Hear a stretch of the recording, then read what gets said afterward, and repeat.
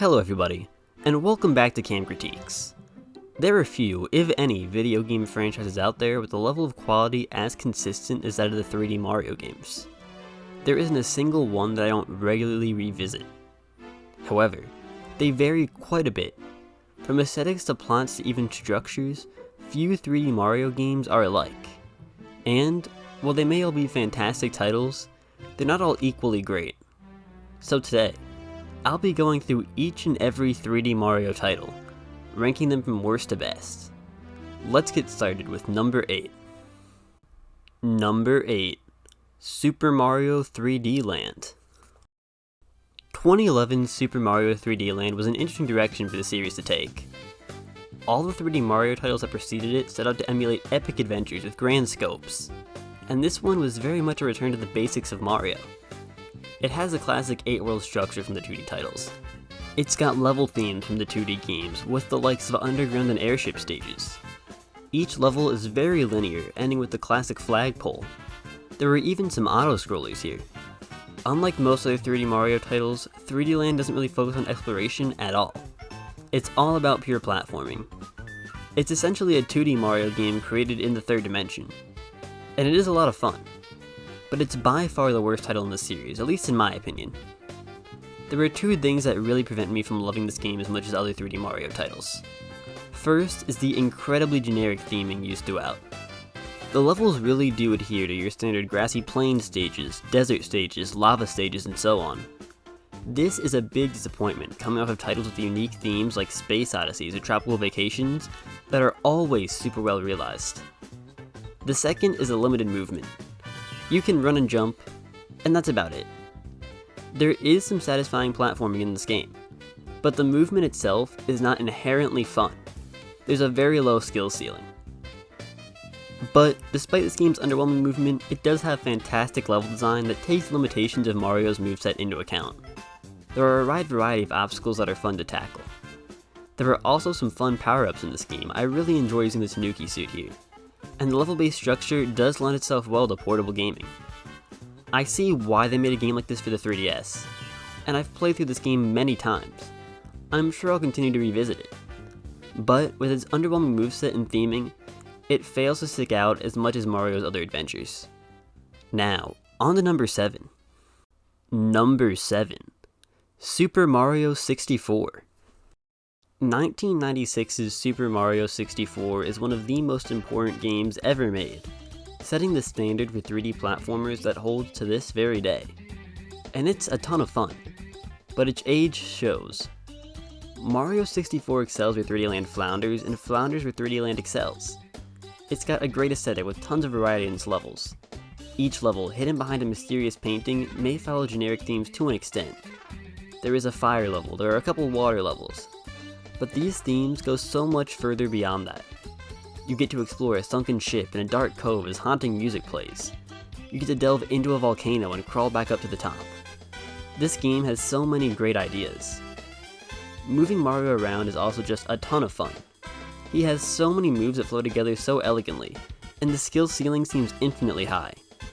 Just take a look at this game's speedrunning history. Movement tech has been improved continuously for over 25 years, with no signs of slowing down. But tackling this game's objectives isn't always a ton of fun. Every level has a star locked behind finding 100 coins, which involves a lot of aimless wandering. Some levels, like Tick-Tock Clock, force you to climb the same gears over and over again for each star. One level, Rainbow Ride, even forces you to ride the same slow flying carpet at the start of each star. The objectives aren't nearly as consistently fun to tackle as they could be. There are also a few control issues. Mario doesn't turn as tightly as I'd like. I often find myself wandering off edges trying to turn 180 degrees as Mario would walk in a semicircle to do so, and the camera is not as smooth as most of its modern equivalents, but that's to be expected given its age. Super Mario 64 is not the most consistent game out there. It's got fun movement that could be tighter. It's got amazing levels with some not so amazing objectives. I've yet to fully delve into this, but it's got an amazing aesthetic. I love the whole hub world, the castle, the idea of levels hidden in paintings, the soundtrack. But even that is held back by the Nintendo 64's limited graphical capabilities and the soundtrack's limited variety, with many stages sharing the same theme. Still, it's very easy to look past this game's flaws. It's not the best Mario, it has aged a bit poorly, but it's still a fantastic game. Now, on to number 6. Number 6. Bowser's Fury. 2021's Bowser's Fury is kinda the latest 3D Mario game. This title was tacked on to the Nintendo Switch port of Super Mario 3D World, and it's not exactly a full game on its own. It reuses the framework of 3D World, with the same movement, power-ups, etc. Though it takes place in an open-world lake with lots of mini-islands. It's short, but it's very sweet. Bowser's Fury is a unique combo of the more open Mario 64-esque approach and the linear 3D Land-esque approach. It houses a ton of islands that hold linear, simple challenges, though they're floating in an open lake and can be visited at one's own pace. You get both an adventurous scope and lots of tight platforming challenges. This game's level design is, as expected from Mario, excellent. There are a wide variety of obstacles, and they're pretty much all fun to tackle. The lake that houses these obstacles is really fun to explore too, hiding many secrets of its own. And the aesthetic of Bowser's Fury is also excellent. I love the dark, stormy themes, the unique, varied settings across different regions of Lake Lapcat, the excellent soundtrack, and the enemy designs here. Fury Bowser is one of my favorite Mario designs, period. Though, sadly, it does have a couple major structural issues. Each island houses multiple objectives, though only one pops up at a time. So, if you want to do multiple objectives from a single island, you'll have to awkwardly float out a bit into the lake, turn around, and go right back after each one. It gets tedious and it breaks the game's flow quite a bit. Additionally, the Fury Bowser fights, while cool at first, get very repetitive. With no way of stopping him, Fury Bowser will pop up and you'll have to do the same boss fight against him, again, and again, and again, every 20 minutes or so. I was often frustrated when it interrupted my exploration and the fight got old very fast. Bowser's Fury is a short game. It left me wanting more, and it has a lot of bizarre problems. But it has an outstanding aesthetic, fun movement, great level design, and it does a great job of combining the appeal of linear and exploration-focused 3D Mario games. I hope this idea is further explored in the future, because even with its short length and all its weird issues, Bowser's Fury is an outstanding game. Now, on to number 5. Number 5. Super Mario 3D World. 2013 Super Mario 3D World is a direct follow-up to 3D Land, though this time it was designed with home consoles in mind. I was a little disappointed when it first came out, as I, like many others, feared this linear approach may consume all of Mario's future. But, now that Odyssey and Bowser's Fury are out, looking back, I can see this game for the fantastic title that it is. 3D World has some of the most bizarre level designs in the series, and while they're not as appealing as those of titles like Mario 64, there are an absurd amount of them. The creativity on display here is baffling. Of course, the themes of the levels wouldn't matter if they weren't fun to go through, but as expected from Mario, they're all a blast. The movement is still fairly limited here, but you've got a lot more variety than 3D Land, especially in the Switch port. The little air dive added opens up a lot more opportunities for cool trick jumps and helps maintain flow. You can also play as 5 characters, all with different attributes, which adds a lot of replayability. The obstacles you face are all super well designed, they're fun to navigate, and there's a lot of different ways you can tackle the various platforming challenges throughout. 3D World's weakest point is definitely its aesthetic, though it's still fantastic. There are plenty of great looking levels, though they're not all fantastic looking, and the characters look a bit plasticky. And there are plenty of great, catchy songs, but they don't really give the game the same sort of atmosphere that the songs of Galaxy and Sunshine do. Still, 3D World looks great, it sounds great, and most importantly, it plays great. I personally prefer Mario titles with a grander scope, though it's hard to deny the sheer quality of what's offered here. Now, on to number 4. Number 4. Super Mario Galaxy. 2007 Super Mario Galaxy, Mario's big Wii debut, is widely considered to be one of the best games in the series. And while I don't think I love it as much as so many others do, I still believe that this game is absolutely wonderful. This game's greatest strengths are its presentation and its level design. Mario Galaxy sees Mario travel through linear stages in space on a quest to take down Bowser, as per usual. But even though these levels are linear, they seem just as grand and memorable as the stages you revisit again and again in titles like Mario 64. Visually, this game looks better than most of its peers that released on the PS3 and Xbox 360, significantly more powerful hardware. It's full of color and it's got a really unique vibe. And that vibe is much helped by the wonderful soundtrack, by far my favorite in the series, and the shockingly good story. The story here isn't obtrusive, most of it is entirely optional, but the extra bit of lore added by Rosalina's musings is much appreciated. Considering the limitations of the Wii's controllers, it's not that surprising that the movement isn't too special. It feels tight and responsive, but Mario doesn't have as many moves as I'd like. To make up for it though, the levels feature a ton of variety, most of it enjoyable, and they're mostly very well designed. Sadly, there are a decent chunk of levels that just aren't great. The prankster comments offer slight variations on levels that usually make them less fun if anything, and the motion-controlled gimmick levels really feel quite bad. The power-ups here, aside from the beast suit, are also disappointing, often being put on a timer and not opening up any additional movement options for Mario. However, it's incredibly easy to overlook these flaws. Super Mario Galaxy has the best atmosphere of any 3D Mario, brought together by its fantastic soundtrack, interesting story tidbits sprinkled throughout, and at its peak, some of the best level design you'll find in any game. Now, on to number 3. Number 3. Super Mario Galaxy 2.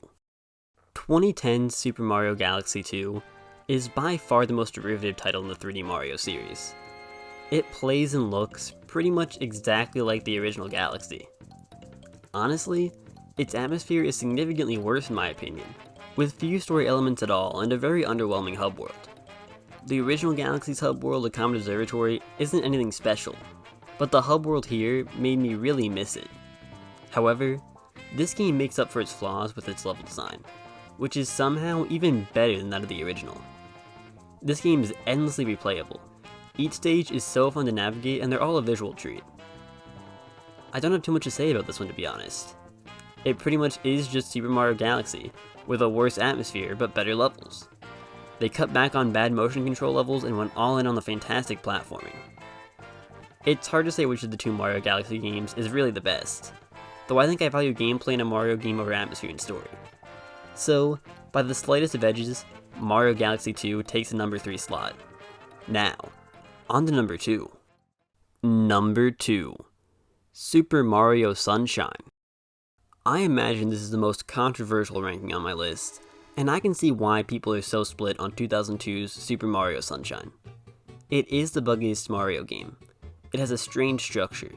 It has level theming that some might find repetitive. It definitely isn't perfect. But for me, this game's strengths more than make up for those weaknesses. Mario is the most responsive in Sunshine out of any of his games, and his moveset is super varied. With stuff like the spin jump and all the movement abilities Flood, his water jetpack thing, grants him, he can do a lot of cool tricks, and getting him to do those tricks feels incredibly satisfying. I find it super fun even to just jump around in this game's hub world. Speaking of the hub world, it's easily my favorite in the Mario series. It's big, it hides tons of secrets, it has a great theme, but it's not cumbersome to navigate. I also love the themes of every level. Yes, they do all follow the basic theme of Tropical Vacation, but they pack a ton of variety into what's there. I found the overarching theme added to the game's playful atmosphere. It made Mario's quest feel more like one coherent adventure, and levels like a haunted hotel, a small village, and a volcano are all more than different enough for me. The soundtrack here is absolutely excellent, further adding to this game's sunny mood. It's not quite as strong as Galaxy's, largely because it's not orchestrated, but it's right up there. Some of these songs have been stuck in my head since I was a little kid. This game really does have a lot more problems than most Mario games. Some of the levels, like the infamous pachinko machine, barely work. Some of the objectives, like rolling a big watermelon down a hill, just aren't fun, and you're forced to do most of the main objectives to reach the end of this game. However, there are just as many great objectives that are super fun to tackle. For example, I always loved the challenge of the levels where they take away Flood. They all felt super satisfying and further emphasized just how fun Mario is to control here. At a base level, Mario Sunshine feels incredible to play, and the whole theme and atmosphere are super appealing. The beach vibe fits Mario perfectly, and it's pulled off very well. I can see why people don't love this title, but I'm definitely not one of them. Although, there's still one game that I think is better. Number 1. Super Mario Odyssey. 2017 Super Mario Odyssey combines everything I love about Mario into one delightful package. Movement feels great. Level design is great. The worlds have super unique themes that are super appealing. The soundtrack is excellent. Not only is it super fun on a base level, all of its many obstacles are incredibly fun to tackle. This game really captures the feeling of adventure better than any other Mario title. Each level feels grand in scope and very distinct. The music fits that adventure's vibe really well too. Each level, or kingdom, is an open area with small linear challenges spread throughout. It's got the great obstacle courses of 3D World, the grand level design of Mario 64, and a movement almost as fluid as that of Mario Sunshine.